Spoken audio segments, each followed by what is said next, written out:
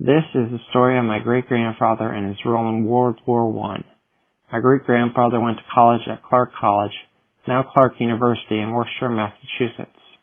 During his senior year at Clark College, the United States declared war against Germany. This declaration of war would change the lives of the students at the college forever. A meeting was held in the assembly hall where they established a drill company that included a number of the students. The chief undertaking, though, was the creation of an ambulance unit that would go to France as part of the American Field Service. They left Worcester on June 7th by train towards New York City. On the 9th, they boarded a boat and were on their way to France. Within 2 months, they were all on a ship on their way to France. And they left New York Harbor on their graduation day, which was June 18th, 1917. They were actually sailing into the harbor of Bordeaux, France, on their way to Paris.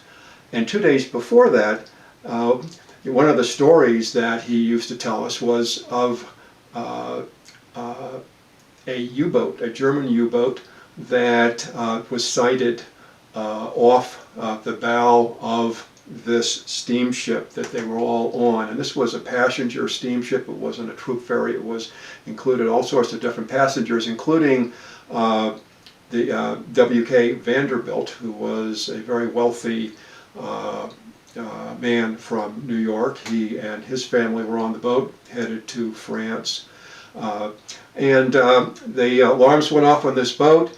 He went up and saw the periscope, grabbed his life jacket, and they watched as the gunner on the steamship. These steamships back then had a gun emplacement on there for defense. Started shooting at the U-boat, and while the steamship itself went into a zigzag pattern, the ship successfully evaded the U-boat, and story goes that the Vanderbilts gave the gunner $150 for his efforts. After their perilous journey, they arrived in French territory and made their way up the Garonne River to Bordeaux. Marching through the streets, they carried the American flag to the cheers of the crowd. They left for Paris in third-class coaches, later arriving at the American Field Service's headquarters near the Eiffel Tower, where they were assigned barracks. His first call of duty was to evacuate a hospital train and carry the wounded men to ambulances. This gave my great-grandfather his first look at the human casualties of the war. Their job was to keep the ambulances in top shape and go out when the call came in.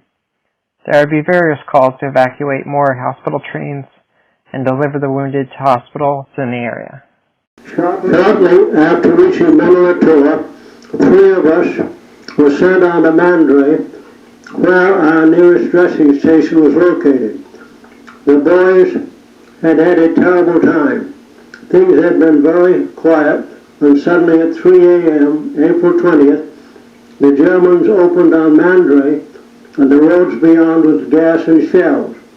The boys in a room in a house near the station were gassed, some of them quite badly.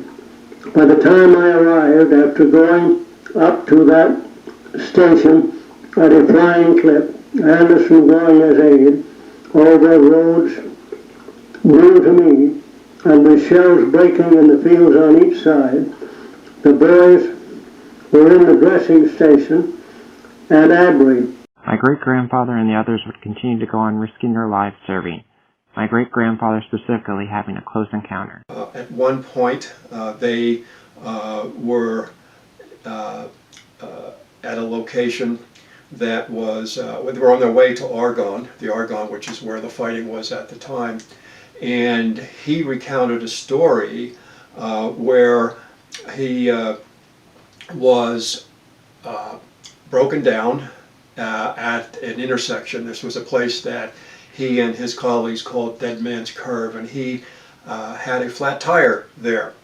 And he got out and fixed his flat tire and pulled away and drove down the road, got about a half mile down the road and looked behind him just in time to see a mortar fall into the location where he had just been.